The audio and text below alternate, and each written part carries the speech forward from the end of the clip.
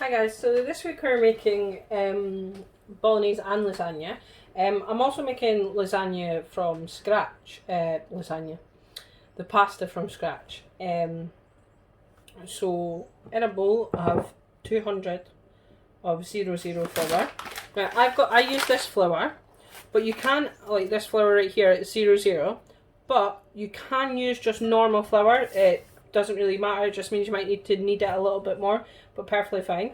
Then I've got 3 eggs, but 2 yolks, 1 egg yolk, and then what I've done is I've actually put the egg yolk in a bowl.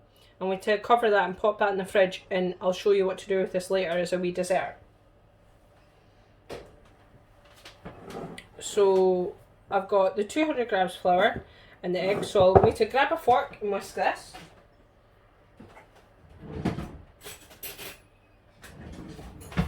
Now I'm just going to whisk this up together.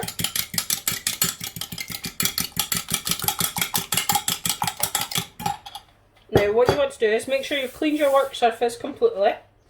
I use microbial lighter. I use thingy. And then you pop your flour in here and you get together up, and then you make a well in the middle. And then what you want to do is pop your egg, all your egg in the middle, just slowly, and then incorporate your flour.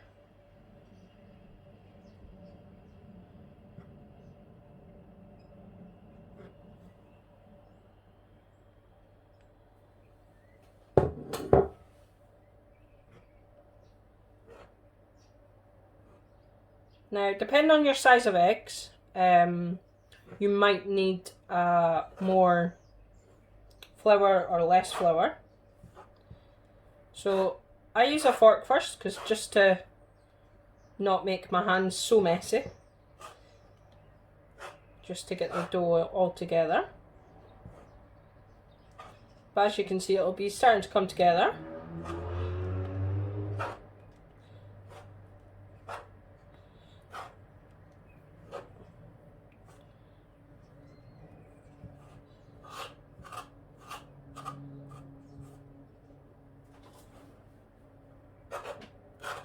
So once the egg is almost like started going into your dough a little bit more, this is where I start to use my hands. So I pop that to the side and then start to press together ever so slightly into my hands. Because all pasta is essentially a dough. It does start off, the dough is made quite similarly to a pizza base in the sense that it's just a dough. It's a pasta dough. So as you'll see, it will stick to your hands ever so slightly, the other bits, but it'll stop becoming sticky. So like similar to the pizza dough we made last week, the more you knead it, the less sticky it becomes. So what I do is just keep kneading it all, try and incorporate all of the little parts of egg that are still on your surface. Now again, like I said, depending on the size of eggs you use, you might need to add a little bit more flour, or if you feel like it is still quite really dry, you can add, once you've kneaded it, you can add a little bit of water into the mixture.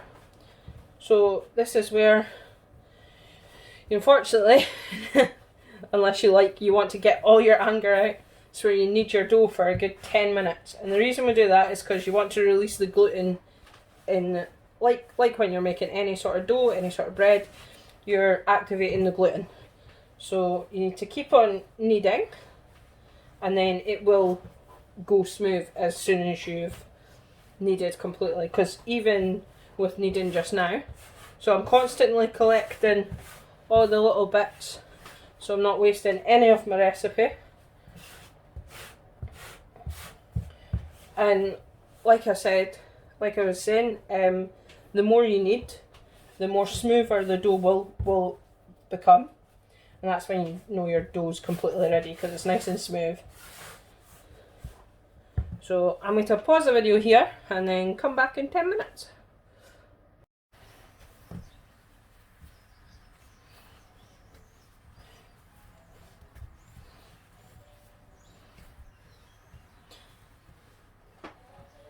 So what I do is put my palm in, fold over, back. Palm in, fold over, back. Palm in, fold over and back, and just repeat. So as you can see, I've kneaded this all and it's become smooth at the top. Now the next step is quite important. You need to rest the pasta outside the fridge. So just cover your pasta in cling film, set it to the side for 20 minutes.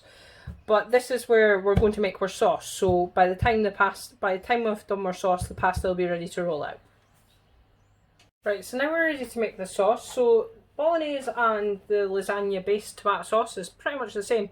The only difference is slight herbs. You can add more herbs in, but they all use the same base. And I took this out of the freezer. This is the sauce I made last week from for the pizza dough. So all I've done is popped it in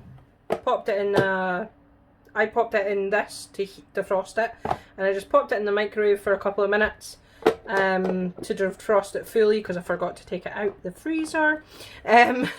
But normally what you could do is take your tub or bag, whatever you've put your sauce in the freezer, and leave it in overnight. If you are defrosting it from frozen, what I would suggest is you always try and make sure that it's proper bubbling. So you could do it in the pan or in the microwave. I just did it in the microwave for quickness. And I'll pop, if you don't know how to make this sauce, if you haven't watched the pizza recipe yet, what I'll do is I'll put the how to make the sauce into this video. So it'll come in about now. Now, for my sauce, I use passata just because it's easier. Passata is just basically plum tomatoes completely blitzed down with no seeds in. So you can make your own passata. You can just get the tins of plum tomatoes, and blitz them up, and that's your sauce. Now I'm making a lot of sauce, so you can use a carton of this. But then you could use half a carton. And next week, I'm going to be doing a couple of like sauce recipes, like just basic stuff. So what I normally do is I make this sauce, and then because this sauce is like a base tomato sauce, I use it then for like things like chili or what's the other one? Spaghetti bolognese. So yeah, so to this, I add a teaspoon of basil. So obviously measure it out. I'm just so used to clicking it out. And then you want some oregano as well, or oregano as Americans say. And then you can use 2 cloves of garlic, but like I said in last week's video, I do prefer using this because it is a lot easier, and it's just handy to keep in the fridge. It's really handy just to keep that in the fridge. And then some salt, some pepper. I filled up the pepper this time. And then tomato puree.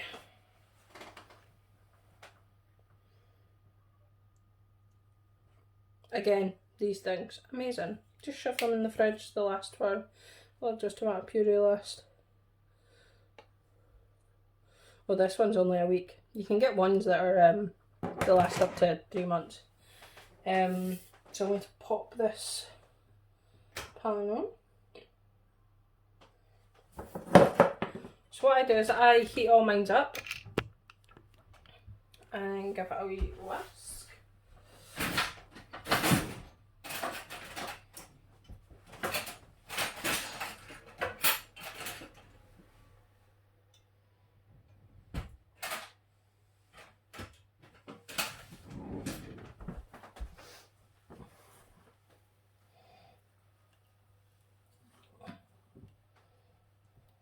So another thing you can add to this, you can add just a teaspoon of sugar. And the reason for that is to balance out the acidity of the tomatoes.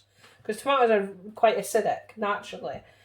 So it can be a bit, like, what's the word? Like a bit tart, like when it's a bit much.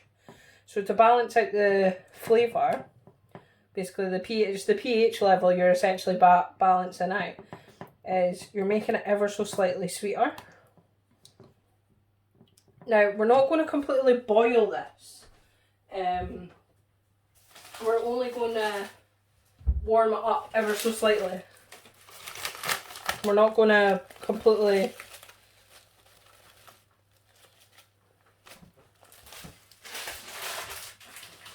We're just mixing all the ingredients together. So you don't want it to go to a boil, you just want to gently warm it through to combine all the ingredients. Now, to intensify the flavour a little bit more, once it's all combined, and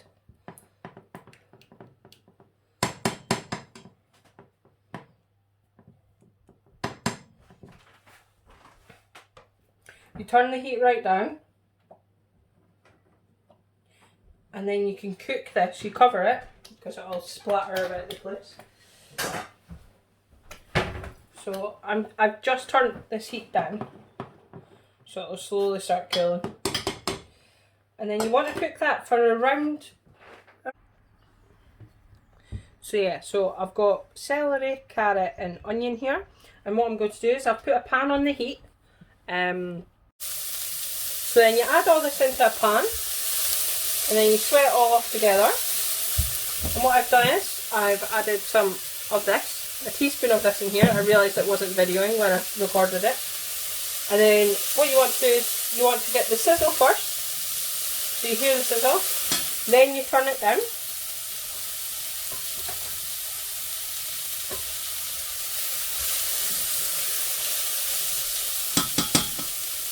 And what I do, I just cover it with this plate for 2 minutes.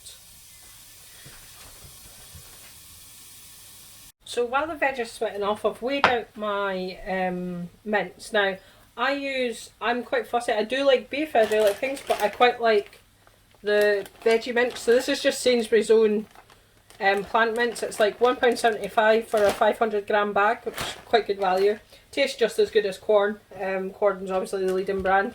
So roughly it's about, per portion, it's roughly between, depending on which mince you buy, it's between 80 and 85 grams per person. So I've got 4 portions of mince in here. So I'm just sticking that to the side. So I'll pop this back. And this is good because it's in the freezer, so like you can just wrap it back up. Another tip actually is, I've obviously just opened it up like this. But the easiest way actually is, just because I generally can't find my scissors, is to cut a V in the middle. And then go all the way down, and then you can tie it yourself. Or just rip it like I did. But yeah, it's so handy and it keeps it nice and fresh. And then pops it back in the freezer. So as you can see here, what I've done is I've sweated off the veg. So essentially I've thingied it and it becomes almost like a slightly different colour. Like you can see with the celery. The celery goes a quite a rich colour. And it's all nice and coated. So what I'm going to do is pop it here on this plate. And then I just pop it out on the plate.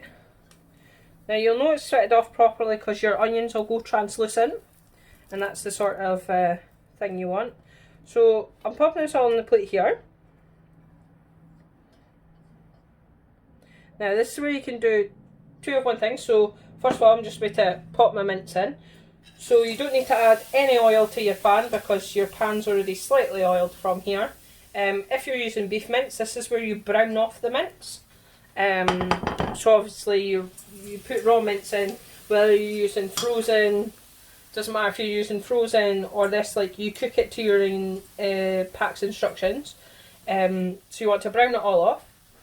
Now, even though I am using corn, I do like to put a beef stock cube in it because I do like the flavour of beef. But you can make this completely vegetarian and not put a stock cube in whatsoever. So this is where you can alter your things. So if you like chunky veg and you don't mind seeing it, all you do is keep this to the side. Then once your mince is browned off, pop your sauce in there and your veg in there, and then let it cook for 20 minutes. Now, if you don't like seeing your veg, this is where you can add an extra veg. So similar to the curry sauce, you can add any extra veg that you want actually in here. I just prefer onions, carrots and celery. I think it goes well with bolognese and lasagna. And then what you do is, from this, put in here, and you can hand blitz it, or you could pop it. I've got a NutriBullet, so you can pop it into a blitzer or a juicer to make it all completely smooth. So I'm going to do that just now, because the person my neighbour's quite enjoying the free meals she's getting, because I've not got enough room in my freezer to freeze everything. So during lockdown, just popping in, helping the neighbours out. And she doesn't like veg. She's not a big fan, but if I hide it in this, it's really good for kids as well. If you're trying to get your kids to eat a wee bit more vegetables. And it's the same with the sauce as well. Obviously, you've got tomato, you've got your onions, you've got your carrot and celery, so it all adds up into your veg count for a day. So I've popped it all into the NutriBullet, so I'm just going to put it on for roughly 30 seconds, but obviously if you're hand blitzing it, just split it to the smoothness of what you want. So I've blitzed this all up. Now obviously, because I have mixed more vegetables in it, it will be thicker, but this is the trick. Just put it in there. So I'll empty that all out. I'll just nick this spatula, scrape it all out.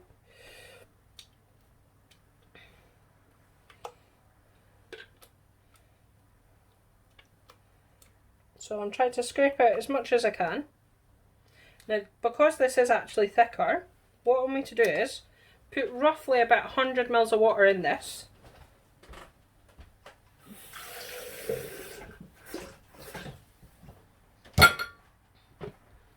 Pop the lid back on. Make sure the lid's proper tight on. If you put the lid on properly. Then give it a good shake.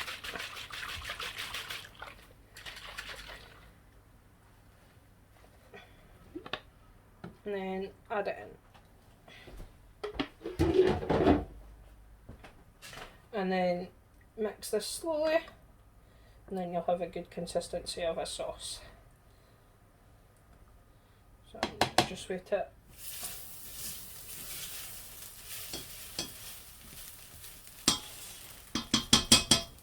So this is the sort of thickness of the sauce, so I'll just plump off the spoon. So I'm going to put half of this in a tub, because I am doing half lasagna. So this is where you can add a wee bit more herbs in if you wish. So you can add in, because it's lasagna, I've just kept to the same one. But when you're making the bolognese, you can add in more garlic and a little bit more basil and oregano. So then I'm just mixing this all up.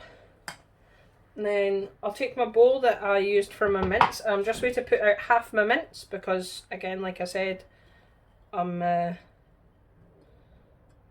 using... Oh no, actually I'm not. That's a lie.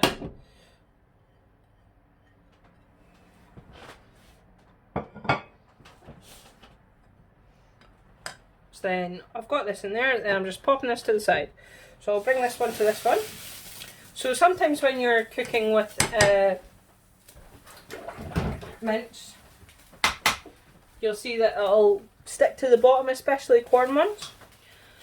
So what you're going to add, you can add this, you can choose not to add this. I just add this for personal preference. Add around about 100 millilitres of wine.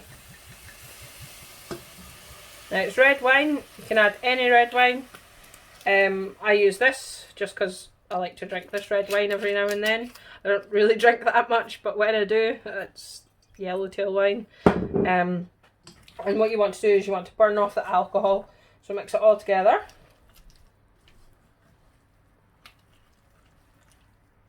And that'll help with scrape up all the bottom, all the flavour off the bottom. Just want to cook this in. Like I said, you want to cook that for about 5 minutes on a high heat, and it'll burn off all the alcohol, so it's safe for kids to eat. you've still obviously got the flavour there. And then, like I said, I still like the beef flavour, even though I use vegetarian. So I use one of these stock pots. I use them quite a lot. I use them in chicken curry. And that's when I pop in there. So if you don't have stock pots, you can crush a oxo cube, or even just put in some gravy granules. Works the same. It's just beef stock. Obviously, if you're keeping it vegetarian, don't add anything into it. You just keep your veggie flavour that you've already got from the corn and all your sauce. So then I'm just going to cook this off for I'd say a good 5 minutes before adding any sauce in. So you just want to cook in the beef stock cube and the wine. So it's red wine you use. When you're using red meats, you tend to use red wine. It tends to go a lot better. Especially with like lamb and things like that. Like, you get another thing as well, you don't necessarily need to use mince for your lasagna. You can use simply vegetables. So you just slice up your vegetables, cook them off, sweat them all off, or even better, just stick your vegetables in a roasting tin, like any spare vegetables that you've got, chop them all up into, I'd say, average size cubes. Drizzle some oil over them, salt and pepper them, and stick them on a high oven for 25 minutes. So high oven's roughly about 220, a roasting oven, 220 degrees, which I think's gas mark 4, 5. Not entirely sure the gas mark of that, but I'm sure I can convert it for you. So what I'm doing is I'm rinsing this all out. And I'll pause it there. So once you've sweated off the wine, it's roughly like 5 minutes, you can then add in your sauce. Oh, another thing. So I'm obviously cooking 2 different meals here. So what I'm going to do is I'm going to split this in half and pop it into a bowl.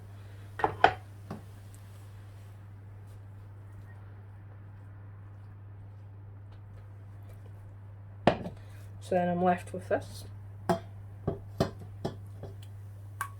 Then I pop my tomatoes in.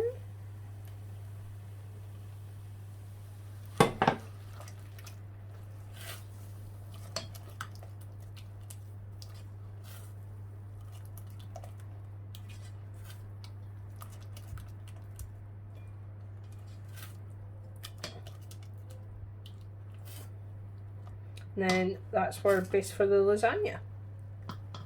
So I'm going to cook this out for about 5 minutes. Now you can taste it. You can add a little pinch of sugar, like I said, like when you're using tomatoes, sometimes you need to add a bit of pinch of sugar.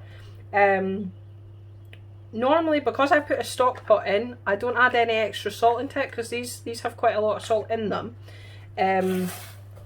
So I normally don't add salt, but I'm not a big fan of salt in general. Like, I don't like salty taste. So, but always test as you go along. So I'm just going to give this a quick try.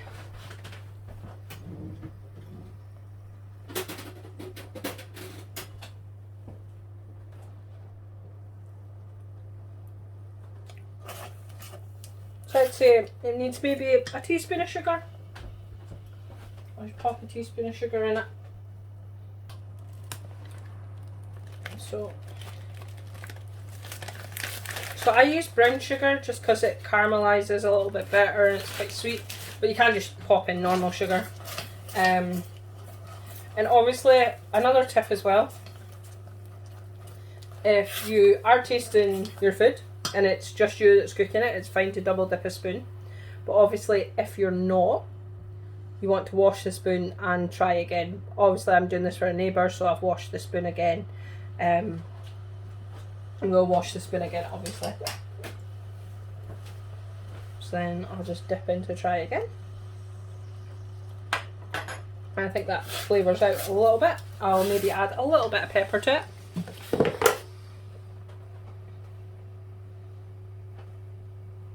So it's always important just to taste as you go along, because it's to your palate as well. So you might want a wee bit saltier than most, or less salty or a bit more peppery. That's your preference. So then we turn this off and then pop it to the side. That's what we're based on. So for the bolognese, I'll just use the same pan that I was using. Pop our mince in. So again, I'm just going to add the sauce in. Now for our bolognese, I'm going to add a little bit more garlic.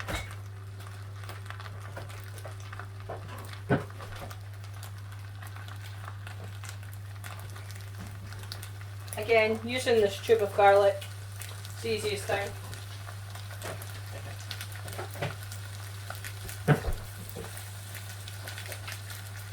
I'm going to add just another teaspoon of basil.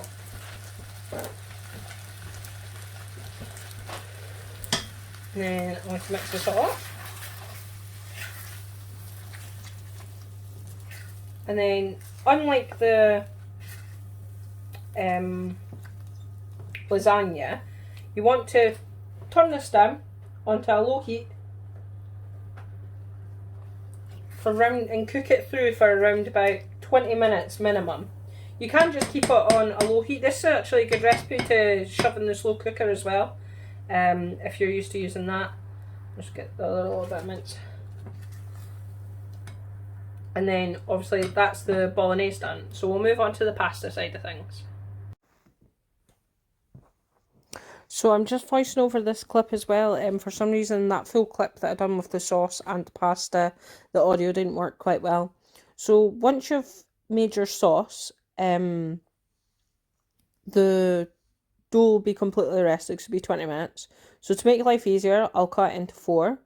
So I can roll it into smaller sections. Now obviously if you have a pasta machine, more than welcome to use a pasta machine.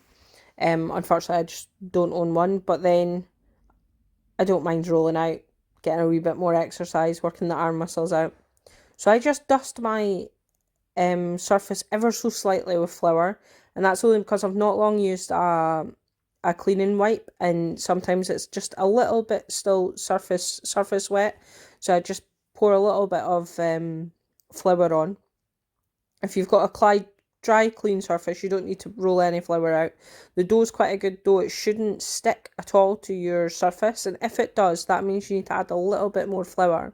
So all I'm doing is I'm trying to roll it out into a oblong shape, just to get a rough lasagna sheet, a standard lasagna sheet that you would find in the dry packets. And this is just to roll out as thin as possible. Now what I'm doing here, I'm actually rolling it out, because I've rolled out the quarter, I'm going to half it again, because this is the pasta that I'm going to use for the small oval dish. So I've got a rectangular dish here and an oval dish here. So what I'm doing is I'm halving it so it's easy to roll out for the oval dish. So you want your pasta quite thin. You want to try and get it as thin as possible, because it will expand as soon as you cook it. So even though you're not boiling it in water with the pasta, you're just baking it in the sauce the same way like what a lasagna would do. You do still want it quite thin, because there's nothing worse when it's like a thick bit of pasta in it. Normally if it's thick, it might not cook correctly in the oven either, and you're left with almost like chewing cardboard a little bit. So you want to keep on rolling it out. Now, I won't lie, if you don't have a pasta machine, this is hard on your arms. It will take a while to get used to the pressure that you need to push down, because as you can see, as soon as I roll it, it starts shrinking back completely. And that's just the gluten activating in the flour. Now, even if you use gluten-free pastas, gluten-free bread, and you use xanthan gum, it will still react the same exact way. It'll still have that stretch back. But you want to keep on rolling it out as flat as possible and to get as thin as possible. So the way I test it normally on mine is as soon as I start to roll it out, because my surface is quite dark, I can start to slightly see my surface through the pasta. And then what I'll do is I'll measure around my bowl so I know the biggest part of the pasta that I'll need, because this will be the top piece. So I just press it on and cut all the way around it. Now you will have leftover bits of pasta, and what I do with them is I chop them up into little individual strips, and that'll go along with the tagliatelle that I'm making for the bolognese. So they'll just be the extra little bits that'll pop in the side and make up the extra pasta. Waste not, want not, and all. So you want it just to cover the pasta bowl, and then you'll see that I've actually rolled it.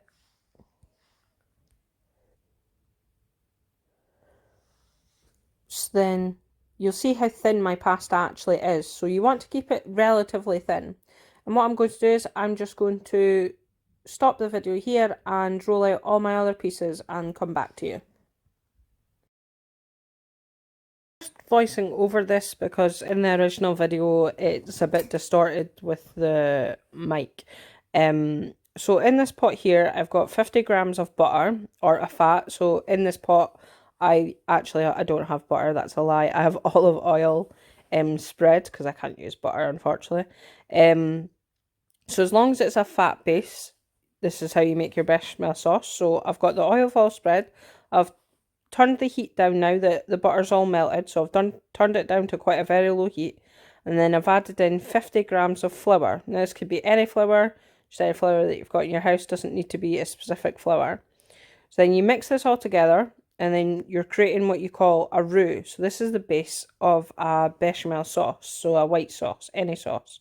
So this could be cheesy, you could add cheese, obviously the cheese gets added in, but you could use this as a basic white sauce for fish, and add in different flavours like parsley, or if you're wanting to do a white sauce with chicken, you add some basil in and a little bit of tomato puree. So I've got 250 mils of milk here, so I'm currently using coconut milk because I can't use normal milk. And what I'm doing is I'm adding in a little bit at a time and just mixing it together, ensuring that there's no lumps. Now there is another option in where you can literally just add in all the milk all at once and keep whisking, and you'll not get lumps, but I prefer doing it this way, just taking a wee bit of time doing it and making sure that all the lumps are out and that I've got a smooth sauce. So as you can see, as I'm adding the milk in, it is becoming thicker, but it's becoming looser at the same time with the more milk that I add in. So I want to keep on whisking this and then add until all my milk's added in. So just do it in stages, take your time, there's no rush for it. So just slowly do it. Make sure that your heat is turned down because you don't want this on too high a heat. So you keep mixing until all your milk is combined. Just a wee bit more. And again, you can use a wooden spoon for this as well. I just prefer to use a whisk because I think it just gets the lumps out a lot quicker. Obviously be careful depending on what pan you're using that you can't whisk metals together in your pan. So then all the milk's added. So as you can see, it's actually gone really, really thin. Now, this is where you turn up your heat ever so slightly and you keep on stirring. And the reason that you keep stirring is the starch molecules in the flour will slowly become to thicken, because what happens is when starch molecules are exertion to heat and you're stirring, disrupting the molecules, because beforehand they could go into water. You can mix flour and water when it's cold and mix together and it'll still stay the exact same consistency. But as soon as you add heat, the starch molecules get a bit disrupted and they can no longer take in the water. So that means that they'll no longer mix together. So kind of like how when you see the oil and water don't quite go into each other. That's what kind of happens. The structure of the sauce completely changes. So it starts not allowing water into it. So the less water that is allowed into it, the more tighter the molecules become. And then it thickens the sauce. And you'll notice this if you ever add, like you make a sauce and then you leave it to set and it's cooled down and it's gone really thick. Or if you get sauces out of a jar, you'll notice that it's gone really, really thick. But then as soon as you heat it up again, it goes down to like a runnier consistency. This is just balancing out the molecular structure again. So that's the side of a bechamel sauce. So what I've done is I've added in 50 grams of grated cheese, and then I've whisked it all together, and that's your base of your sauce. So then you just set that to the side, and that's the kind of consistency you're wanting. And you're wanting to see the drops in the, once you lift it up, you want to see the drops of the sauce there.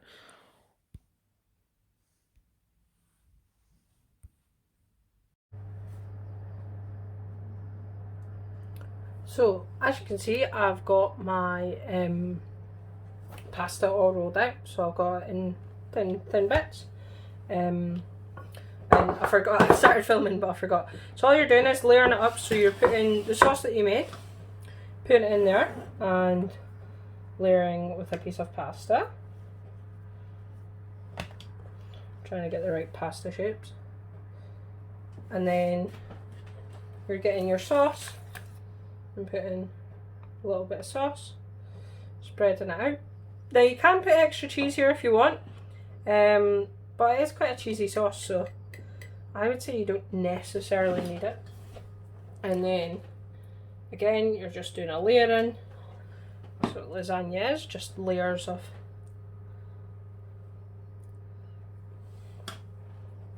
Then you're grabbing your pasta sheet again, pressing it down ever so slightly, and then, so the one I've got here, this is like 2 portions, even though it's probably like a portion you would get in a restaurant.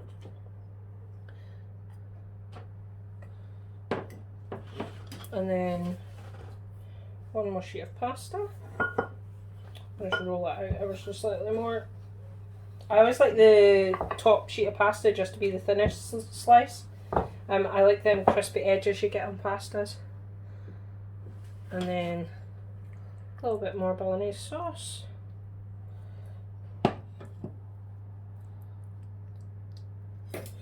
Oh, there goes my whisk. And then 1 last sheet of pasta on top.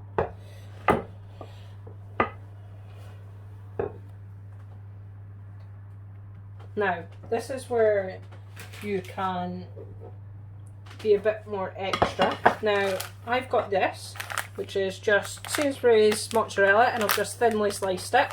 This is like 45 pence, I think, at Sainsbury's. So it's quite good value for money. So I'm just going to grab a spoon because I dropped my whisk. So then you put your bechamel sauce all over the top again.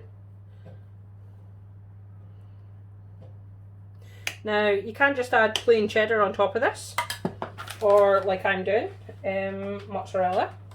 Just thin bits of mozzarella all over the top. And then pop that into the oven.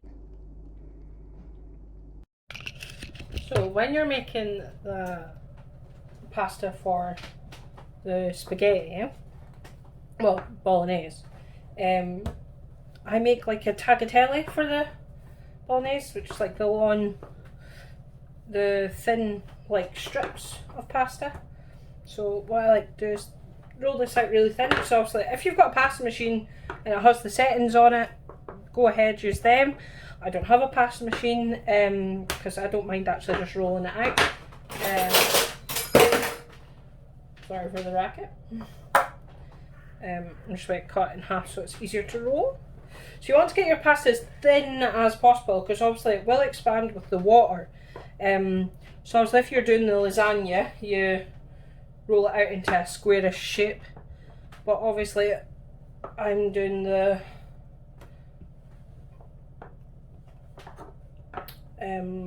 almost like tagliatelle.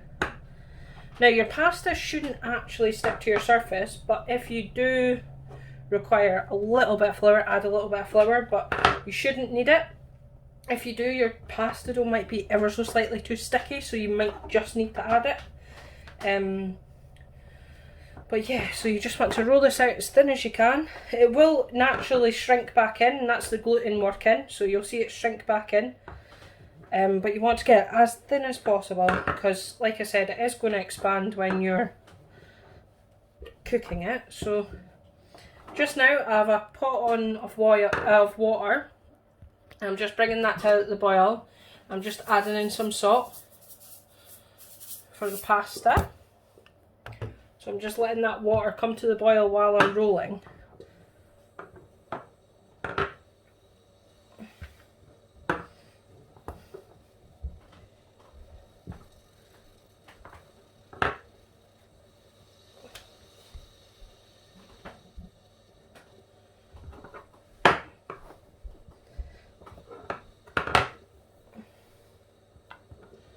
So obviously, like I said, it is easier with a pasta machine, but I actually don't mind rolling it. It gives you good exercise as well. It does all your muscles in your arms. So what you want to do is roll it out so you can almost see your surface through. So I've got quite a light surface, so I can see it that it's through, that it's see-through. And then what you want to do is cut lines in it. So you can do this on a chopping board if you wish, but my countertop is quite good in the sense that it doesn't score too much. And then you can actually just pile this up like this into little balls, and you can measure them into portion size parts, and you could just let them, you could literally just store that in a food bag or wrap it up in cling film, store it in the fridge for up to 3 days. Or what you can do is you can dry out your pasta, and by drying it out, what you do is you dry it out by basically dangling it. So you can use a coat hanger, it's actually quite good for it. And you dangle it and you let it dry out completely, and it'll go a very dark colour. So like the same way you see dry pasta in a bag, it'll go the exact same colour. So I mix and match the shapes, because at the end of the day you're just cooking the pasta. You're not you're going to be eating it. You're not too fussed about the shapes in general. So I'm just going to separate it ever so slightly, because I'm not obviously going to, I'm going to cook it all separate. I'm going to roll out this one, so I'll come back once I've rolled it out.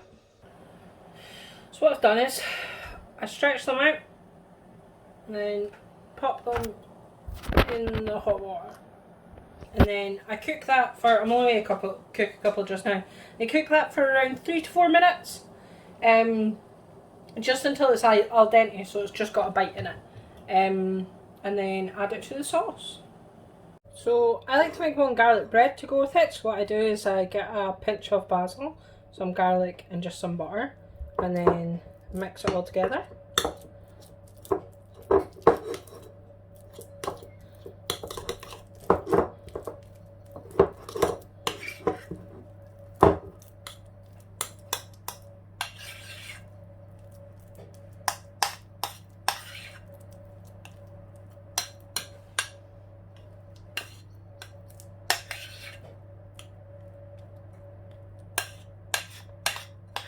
And there you have your garlic bar.